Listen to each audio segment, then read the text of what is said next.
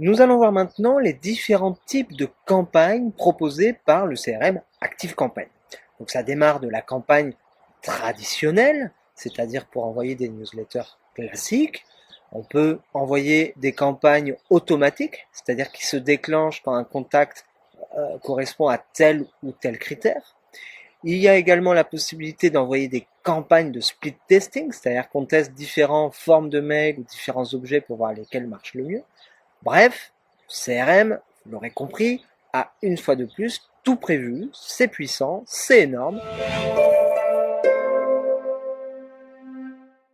Alors, qu'est-ce que la campagne standard? Donc, quand on choisit de créer une campagne standard, en fait, c'est une campagne classique, une newsletter finalement, il n'y a rien d'extraordinaire.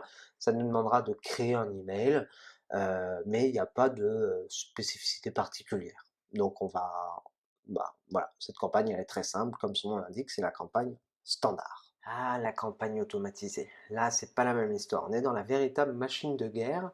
Vous allez voir, c'est quand même très sympa. Donc je clique sur suivant pour démarrer ma campagne, ma création de campagne automatisée. Là, on n'arrive pas dans l'outil de création de design que vous n'avez pas encore découvert à ce stade, mais on arrive dans le module automation. D'ailleurs, vous voyez que on n'est plus dans à gauche là, ici, on n'est plus dans l'onglet campagne, mais dans l'onglet automation. Donc là, le but c'est pas de vous faire découvrir le module automation parce que c'est très très complexe. Mais simplement de vous montrer que ici, quand vous êtes dans le module Automation, alors vous choisissez un déclencheur. Je veux vraiment vous montrer le basique. Par exemple, change de statut d'offre, par exemple. Donc c'est quand un contact change de statut d'offre. Donc ça c'est le déclencheur. On peut en mettre plusieurs des déclencheurs. On peut en mettre, il y a une limite, mais 5, 6, 7. Et ensuite, on envoie un email. Et là, en effet, ça nous enverrait, parce qu'on ne va pas aller jusqu'au bout, ça nous enverrait dans le module de création de campagne qu'on va voir par la suite, et on se retrouverait donc avec une campagne automatique, avec un déclencheur.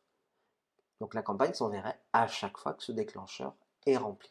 Mais il y a une autre formation pour le module d'automation, donc on ne va pas le voir en détail évidemment, ce n'est pas l'objet de cette formation. Ma campagne répondeur automatique, je trouve que c'est mal traduit parce que faut savoir que le CRM est anglais, donc enfin américain plutôt, et parfois les traductions sont pas très correctes, il faut bien l'avouer.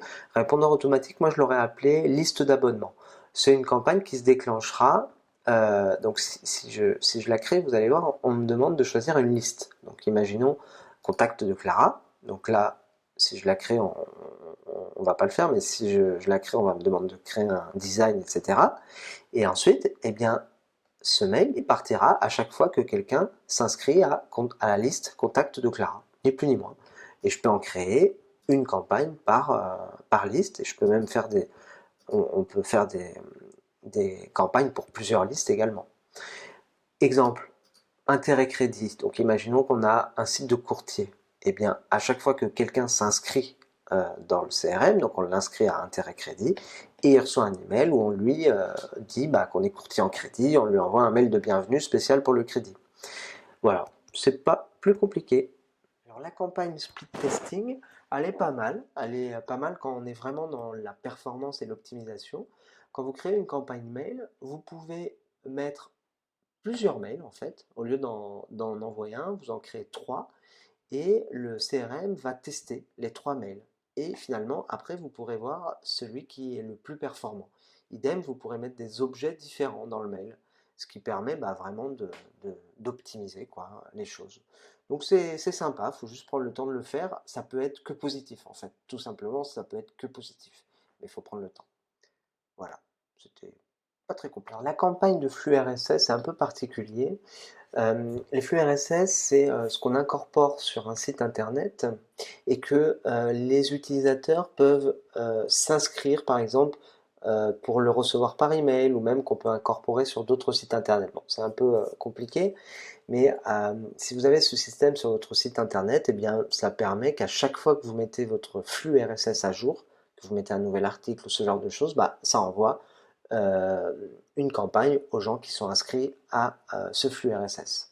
Donc bon, c'est un peu technique, mais on ne peut pas faire l'impasse sur ça puisque ça existe. Alors la campagne basée sur une date, en fait, c'est une campagne qui va s'envoyer à chaque fois que la date, le champ qu'on aura choisi, on va le découvrir, correspond à la date du jour. Donc on va voir ça.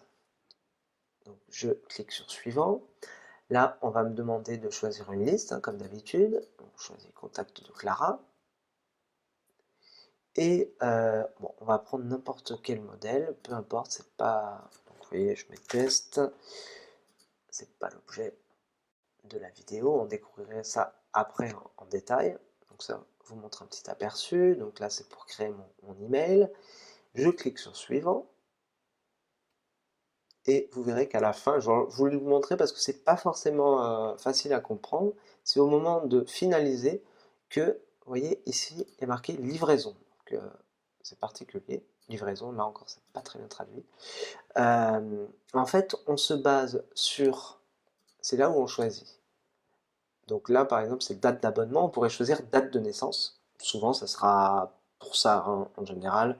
Ou ça pourrait être Noël, par exemple, à Noël. Bah, cette campagne partira. Mais en général, pour les events, on les fait manuellement, les campagnes. Alors que la date d'anniversaire, on ne va pas s'amuser à envoyer un email tous les jours.